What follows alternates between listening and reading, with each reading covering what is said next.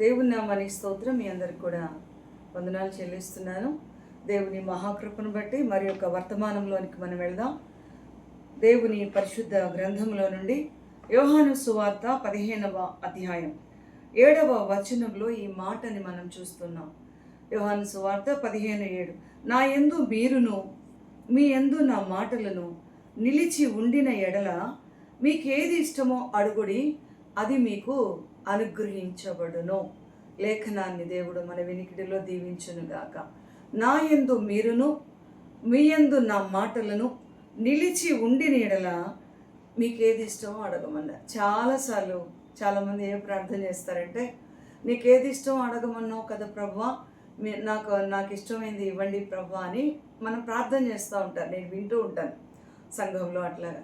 మీకు ఇష్టమైంది అడగమన్నావు కదా నాయన, మరి మాకు ఇష్టం ఇవ్వండి. ఇష్టమైంది అని అన్నారు.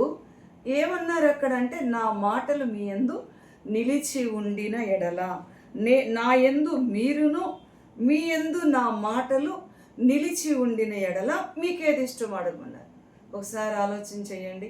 దేవుని మాటలు మన యందు, మనము దేవుని యందు నిలిచి ఉంటే ఏది అడుగుతాం చెప్పండి?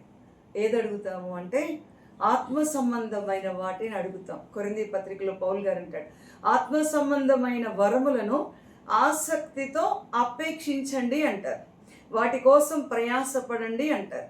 మీకు ఏది ఇష్టమో అడగమన్నారు కదని ఏది పడితే అది అడిగితే అది ఇవ్వరు. అది మన క్షేమం కాదు కూడా. ఏది పొందుకోవాలి, ఏది ప్రభుని అడగాలి. భక్తులు ఎంతోమంది అడిగి పొందుకున్నారు. అలాగే మనం కూడా ఏది అడగాలి? కుటుంబ పరంగా అడగాల, అలాగే వ్యక్తిగత పరంగా మనం అడగాల, పరలోక సంబంధమైనవి అడగాల.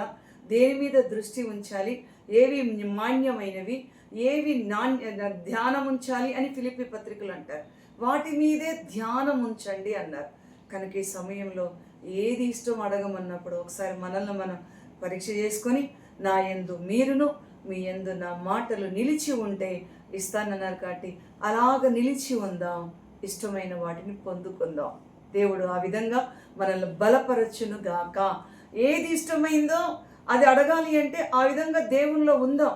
దేవునిలో ఉండి ప్రార్థన చేద్దాం. ఆయన కనికరం కలిగిన వాడు, ఐశ్వర్యవంతుడు. ఆయన గుప్పిలి విప్పి తీర్చే దేవుడు కాబట్టి ఆయన ఇస్తారు. ఆ విధంగా ఆయనలో మనలో ఆయన నిలిచినప్పుడు ఆయన అనుగ్రహించే దేవుడు కాబట్టి ఆయన అనుగ్రహిస్తారు. మనం పొందుకుందాం. అటువంటి దీవెన కృప దేవుడు దయచేయునుగాక. ఆమేన్.